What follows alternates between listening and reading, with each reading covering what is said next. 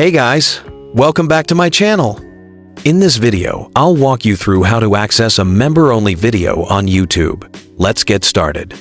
First, log into your YouTube account and make sure you're using the owner account, not one added as a manager. Once you're logged in, go ahead and search for iShowSpeed or any channel with member-only content. Scroll through the channel's videos and you'll see a green member-only label on certain videos. Once you find one, click on it. You'll be prompted with the option to subscribe, or you can go ahead and click the join button directly. A new page will pop up, showing you the monthly payment amount needed to access the member-only content. The great news is, you can cancel anytime, as the creator may update perks along the way.